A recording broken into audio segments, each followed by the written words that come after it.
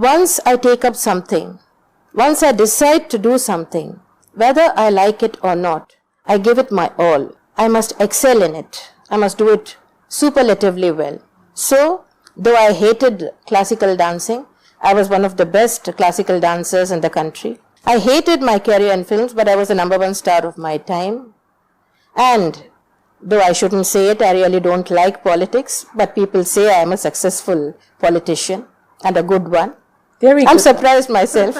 So what does it need for a woman to survive in this world? It needs a lot of self-confidence, courage, willpower, the capacity to take anything, no matter how unpleasant, how bitter, how painful, and not show that it hurts. It's very difficult.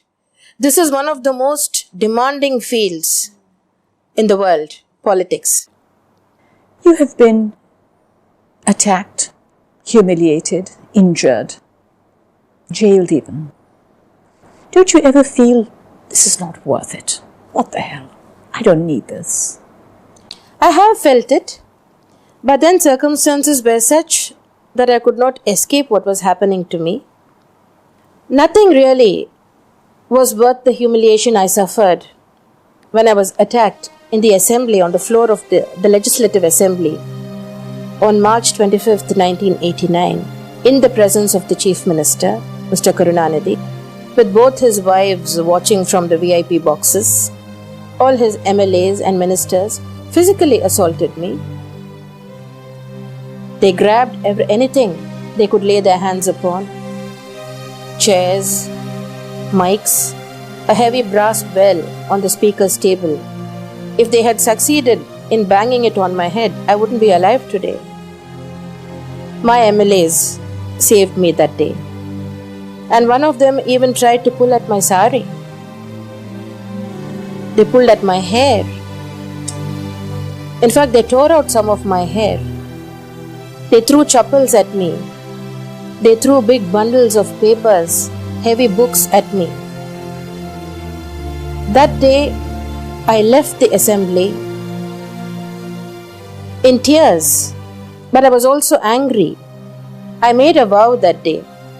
I said, I will never set foot in this assembly again as long as this man continues to be the Chief Minister.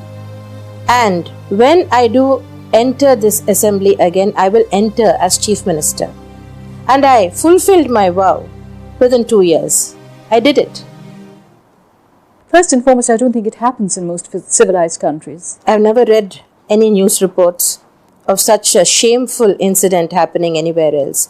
I don't think this has happened to any other woman in politics. That was a bad experience. And then my being sent to jail. That was, I think, the worst moment of my life. When I look back at all the highs and lows in my life, I think that was the lowest point. Among all the prisons in Tamil Nadu, the Madras Central Prison is the worst. It's the most unhygienic, dirtiest prison imaginable. And the place where I was kept, where I was confined, was a condemned building. It was used as a women's wing earlier for women prisoners, and then it was declared to be unsafe. So most of the prisoners were moved out to another prison.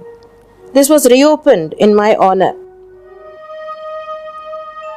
You must have seen some of these old English movies where they show medieval dungeons. It was exactly like that, a dark dungeon. It hadn't been swept or cleaned for years probably. There were cobwebs hanging everywhere, growth of fungus everywhere, and all kinds of vermin crawling all over the place. You could have conducted a zoology class there. Every conceivable type of insect and rodent was there. There were big rats, sewer rats, bandicoots. And there were swarms of mosquitoes all over the place. And there was nothing in the cell. No furniture. I had to sit and lie on the bare floor.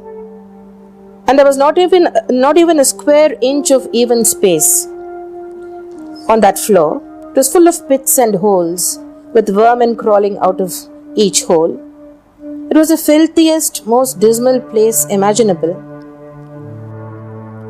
And our Madras Central Prison is situated bang on the banks of the Coombe River, which is nothing but an open sewer. It was stinking to high hell. I stayed there for a month. That steeled me, and now I think I'm quite proud of that experience, because they had spies all around me. Every day the Chief Minister and his minister used to ring up to the jail superintendent and used to ask for reports about me. Is she crying? Is she upset? Didn't cry? I didn't cry, not even. I didn't shed a single tear. I steeled myself. And in the moment I was made to step inside the police van, I said, now I'm going to bear whatever comes with fortitude. I was absolutely calm, absolutely dignified. Normally I'm a very hot-tempered, short-tempered person. I didn't throw any tantrums. They were asking all these questions. Is she crying? Is she upset? They wanted to break your spirit. They wanted to break my spirit, but they didn't succeed.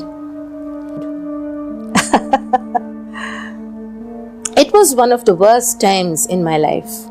But then I thought, this must have happened to so many other women during the freedom struggle for independence. They must have faced similar conditions under British rule. I thought, if those brave women could bear it, why can't I do the same?